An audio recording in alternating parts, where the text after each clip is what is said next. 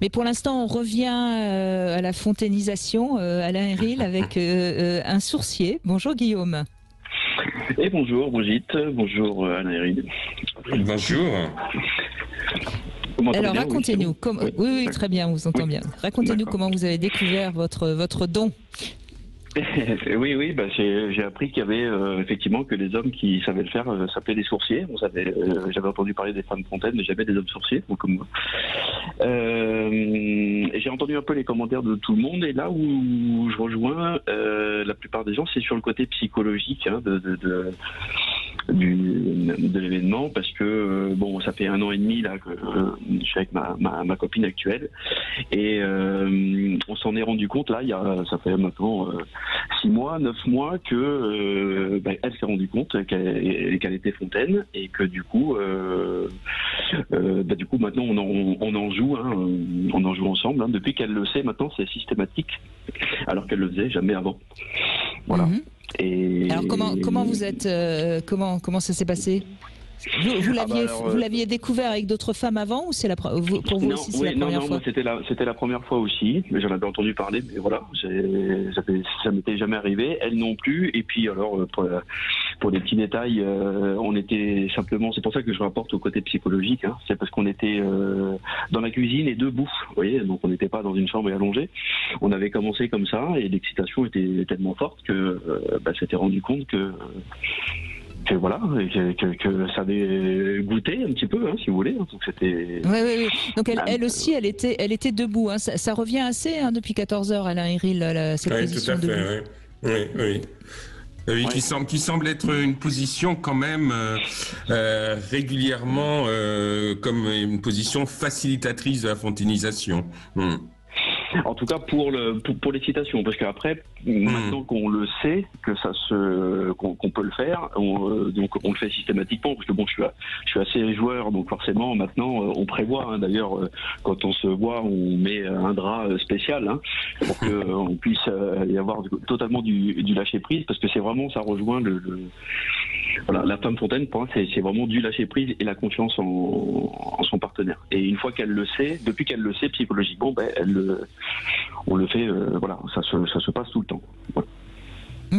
Et donc c'est avec vos doigts également? Alors, quand debout en cuisine, non, c'était pendant une pénétration, ou en tout cas un petit, on va dire, chatouillement, peut-être avec mon pénis, mais sur la zone clitoridienne, et notamment sur le gland. Et par contre, maintenant qu'on le fait spécialement, oui, c'est moi essentiellement sur la partie le gland clitoridien. C'est là-dessus, et je crois que c'est Frédéric qui disait tout à l'heure, il parlait de tapoter, on va dire, à cet endroit-là. Et c'est tout à fait ça. C'est en tapotant juste sur le gland, en l'effleurant, qu'il peut y avoir ensuite cette éjaculation. C'est assez rare par la pénétration, sauf quand il y a un fort côté excitant. Donc moi je le sens beaucoup moins par contre en pénétration. Et voilà. Et la petite chose aussi à dire, c'est que les femmes aussi peuvent se retenir, parce que ça, comme je suis joueur, effectivement, j'essaie de lui déclencher lors d'un cunilingus, ou en tout cas quand je suis en bas, et je la sens se retenir parce qu'elle n'ose pas se lâcher comme je suis en bas, donc. Et donc voilà. Donc, elles peuvent très bien s'empêcher d'éjaculer. D'où le côté, oui, parce que ça revient à ce que je disais tout au début. Il y a une sensation comme ça un peu particulière en amont, qui fait que si on ne veut pas, on peut se retenir, mais à ce moment-là, on se retient aussi dans le plaisir, quoi. Après elle le prend quand même, mais alors on s'est déjà posé la question. Elle prend son orgasme clitoridien, mais elle ne prend pas ce plaisir de fontainisation. En tout cas de relâchement total, parce que le fait de se retenir un petit peu, quoi. Voilà. Mais ça veut bien dire, et c'est important ce que vous dites encore, Guillaume, parce que ça veut bien dire que c'est des plaisirs différents, puisque elle peut avoir un orgasme clitoridien tout en se retenant de ne pas être, alors on dit quoi, être fontanésie, je sais pas moi. Alain, j'ai besoin de vous là. Tout en n'étant pas fontainisé. Oui. Je sais pas, il va falloir faire des recherches Syntaxique, ouais. En tout cas, on voit bien qu'il y a vraiment d'un côté la jouissance, d'un côté l'orgasme et d'un autre côté l'éjaculation. Parce qu'on peut très bien avoir l'un sans forcément avoir les autres. Et c'est ça où la femme est très complexe, mais c'est assez intéressant justement de s'y intéresser comme ça. Et on voit qu'on peut déclencher pas mal de choses. Mais voilà, c'est 3 choses qu'il y a pu y avoir séparément. Oui, je suis assez d'accord. Vous aussi, Alain, je crois. Hein. Oui, tout à fait, tout à fait. Et par rapport à cette notion de retenue, j'ai rencontré beaucoup de patientes qui sont venues me voir pour une absence d'orgasme et qui me disaient quand je discutais avec elles, mais vous savez, je sens que ça monte, mais tout d'un coup j'ai envie d'uriner, donc je retiens et j'ai jamais d'orgasme. Et bien souvent, ce sont des femmes qui sont au bord de l'expérience de fonténisation et qui n'y vont pas parce qu'elles ont l'impression qu'elles vont uriner.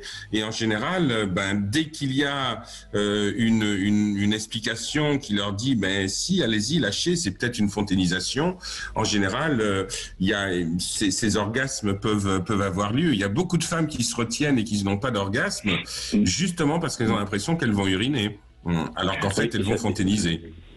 Et ça peut être un phénomène de gêne pour la femme. À partir du moment où l'homme est prévenu, elle est prévenue, après c'est beaucoup plus facile. Effectivement, je pense qu'il y a de la retenue par rapport au partenaire. D'où la raison d'avoir confiance en lui et surtout d'avoir expliqué le phénomène un peu avant. Oui, mais Guillaume, il faut pas oublier qu'il y a beaucoup de femmes encore qui n'aiment pas trop leurs odeurs, qui n'aiment pas trop leur corps. Donc de là à ne pas avoir envie justement de lâcher autant de liquide, ça peut se comprendre. Et puis il y a quand même des hommes que ça dérange. Hein, il faut aussi le dire. Donc pour peu qu'elles sentent qu'un homme est un petit peu gêné, qu'il a pas, par exemple un homme qui n'a pas envie de faire de rapports bucco-génitaux, on imagine bien qu'il va pas être très heureux si la femme fontainise. Oui, et si je peux juste me permettre un tout petit détail concernant justement l'éjaculation ou le fait que ça soit considéré comme de l'urine, je peux dire qu'il y a vraiment très très très peu d'odeur, ça n'a rien à voir avec l'odeur d'une urine et c'est pas du tout désagréable. Je pense qu'on se fait une petite barrière en disant que oui, l'éjaculation peut être rapportée sur le côté urine et c'est ce qui peut-être donne un petit réflexe de se retenir pour l'un ou pour l'autre. Mais alors qu'en fait, c'est juste un liquide. Mais c'est quand même. Mais vous avez raison. Moi aussi, j'ai souvent voulu ne pas trop parler de l'urine parce que je sais que ça bloque les gens. Mais malheureusement, il y a quand même de l'urine. Donc c'est pour ça qu'on est obligé de dire la vérité. Mais là où il faut insister, et je crois qu'on a déjà insisté depuis le début de l'émission, ça n'a pratiquement pas d'odeur, pas vraiment de goût. Enfin, ça a moins de goût que le sperme, par exemple. Donc franchement, moi je peux le dire. Donc, mais vous voyez, donc ne nous en privons pas, quoi. Laissons les femmes, libérons les femmes. Mais je crois qu'on a fait notre travail là depuis 14 heures, Alain. Hein. Oui, tout à fait, oui. Mais il y a aussi une chose qui est... Oui, allez-y Guillaume. Non, juste parce que justement vous allez vous exprimer, Monsieur Ring, est-ce que justement le liquide a un côté aphrodisiaque pour les hommes? Est-ce que ça l'excite particulièrement ou c'est juste le côté de le rang d'une femme justement fontaine ou c'est vraiment c'est une odeur, quelque chose qui excite ou... Ça vous rajeunit de 20 ans, Guillaume. Oui. Ah, vous connaissez mon âge? Oui. Mais oui, mais moi c'est pareil, hein, j'ai 140 ans, j'en parais 27. Hein, mais je pense Guillaume que c'est tout ça. C'est-à-dire que il y a quelque chose qui ne correspond pas aux critères habituels de la sexualité et tout d'un coup qui prennent une dimension qui est très mythologique également, très très expansive et c'est ça qui va exciter de nombreux hommes, mais il y a aussi l'excitation visuelle. Il y a des hommes, voir une femme fonténisée, c'est quelque chose qui peut être extrêmement excitant et sentir qu'on est sourcier et que justement on est à l'origine de ça est aussi extrêmement excitant. Et il y a tous ces éléments-là qui sont en jeu. Et puis, de toute manière, il y a nécessité d'un extrême lâcher-prise. Donc, être avec une compagne qui vraiment lâche prise, c'est se rendre compte qu'on est avec une compagne qui nous fait entièrement confiance. Et là, il y a quelque chose qui est extrêmement beau à vivre. C'est exactement ça, tout à fait.